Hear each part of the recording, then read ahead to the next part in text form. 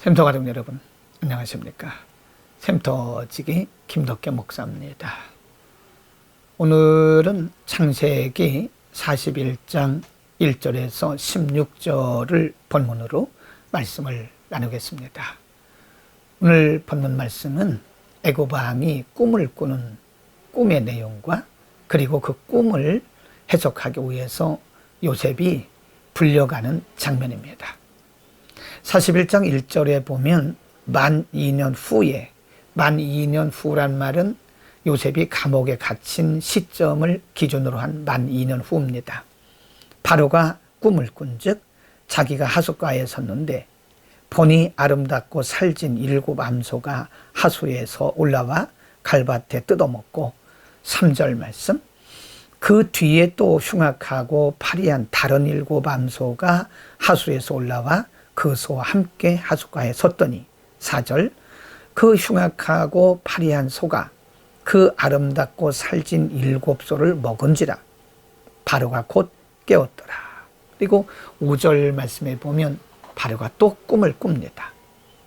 다시 잠이 들어 꿈을 꾸니 한 줄기에 무성하고 충실한 7 이삭이 나오고 그 후에 또 쇠약하고 동풍에 마른 7 이삭이 나오더니 7절 말씀, 그 쇠약한 7 이삭이 무성하고 충실한 7 이삭을 삼킨지라 바로가 깬즉 꿈이더라.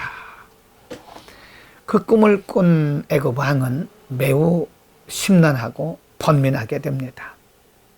8절에 아침에 그 마음이 번민하여 보내어 애굽의 술객과 박사를 모두 불러 그들에게 그 꿈을 고하였으나 그것을 바로에게 해석하는 자가 없었더라 그랬습니다.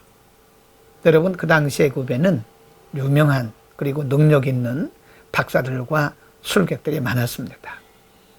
그러나 안타깝게도 그 중에 한 사람도 애굽 왕의 꿈을 해석하는 자가 없었습니다. 바로 그때에 9절 말씀에 보면 술 맡은 관원장이 바로에게 고하여 가로되 내가 오늘날 나의 허물을 추억하나이다.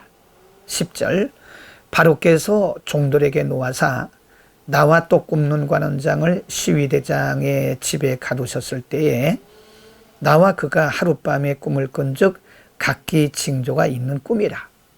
12절, 그곳에서 시위대장의 종된 히브리 소년이 우리와 함께 있기로 우리가 그에게 고하매 그가 우리의 꿈을 풀되 그 꿈대로 각인에게 해석하더니 13절, 그 해석한 대로 되어 나는 복직하고 그는 매어 달렸나이다. 14절에 보면 이에 바로가 보내어 요셉을 불러오게 합니다. 그래서 요셉이 바로 앞에 애굽 왕에게 나가는 그런 장면이 오늘 본문의 말씀입니다. 여러분, 오늘 본문의 말씀은 우리에게 무엇을 말씀할까요? 요셉이 일개 종이 보디발의 가정에서 일하는 일개 종이 노예가 애굽 제국의 왕을 만나는 장면입니다. 여러분, 이것이 가능하다고 생각하십니까? 애굽 사람도 아니고 그들에게 있어서는 이방인인데, 이방인이고 노예인데 감히 이방인 노예가 애굽 제국의 왕을 만날 수 있을까요? 이것은 절대 불가능한 일입니다. 그러나 하나님이 하셨습니다. 우리가 이미 말씀드린 대로 요셉은 보디발의 아내에게 억울한 누명을 쓰고 지금 감옥에 들어와서 억울하게 옥살이를 하고 있는 것입니다. 인간적 안목으로 바라보면 참으로 불행하고 억울한 일입니다. 그러나 하나님은 그 일을 통해서 요셉과 애굽 왕이 만나도록 조선하신 것입니다. 인간 편에서 보면 억울하고 불행한 일이지만 하나님은 감옥을 사용하신 것입니다. 애굽 왕과 요셉이 만나는 장소로 감옥을 사용하시고 또 술 맡은 관원장도 사용하신 것입니다. 우리가 40장을 보면 요셉이 감옥에 있을 때에 그 감옥에는 술 맡은 관원장과 떡 굽는 관원장이 함께 있었습니다. 애굽 왕의 술 맡은 관원장, 떡 굽는 관원장. 그때 그들이 꿈을 꾸고 요셉에게 꿈 해몽을 부탁합니다. 요셉이 그들의 꿈을 해몽해 줍니다. 그러면서 술 맡은 관원장에게는 당신은 3일 안에 복직이 될 것이다. 그리고 떡 굽는 관원장에게는 당신은 복직되지 못하고 메어 달리게 될 것이다. 그리고 얼마 후에 요셉이 해몽한 대로, 해석한 대로 술 맡은 관원장은 복직이 되었습니다. 그때 요셉이 술 맡은 관원장에게 이렇게 말했습니다. 40장 14절 말씀에 보면 당신이 득의하거든 나를 생각하고 내게 은혜를 베풀어 내 사정을 바로에게 구하여 이 집에서, 감옥에서 그 말이죠. 이 감옥에서 나를 건져내소서라고 간절히 부탁을 합니다. 그럴 만도 하죠. 그러나 40장 23절에 보면 술 맡은 관원장이 요셉을 기억하지 않고 잊었더라. 여러분, 얼마나 요셉은 인간적으로 볼 때 참 답답하고 섭섭하고 마음에 상심이 되었을까요?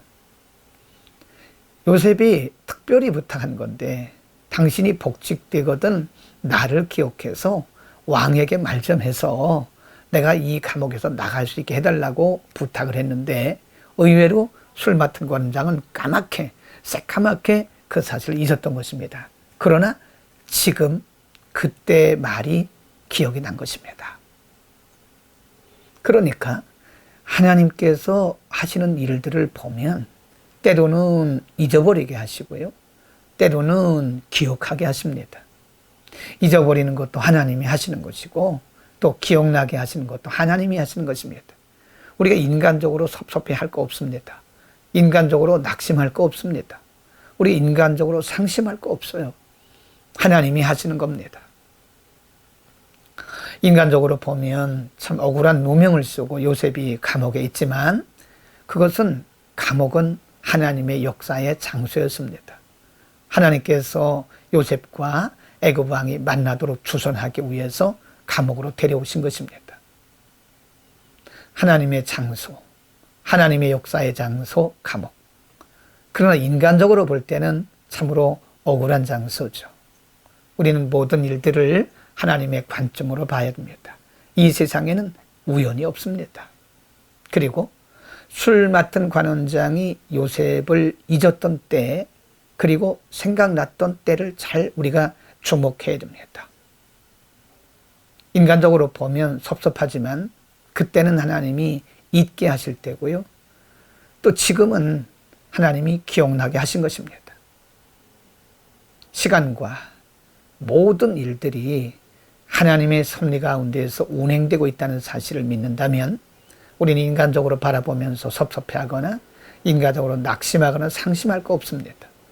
하나님의 때에 하나님의 방법으로 하나님이 일하시는 것입니다.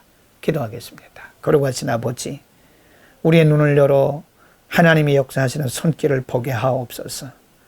사람의 생각으로 사람의 감정으로 때로는 섭섭하고 마음의 상처도 받지만 그러나 이 모든 일들을 통해서 하나님이 일하고 계심을 믿고 하나님을 신뢰하게 하옵소서.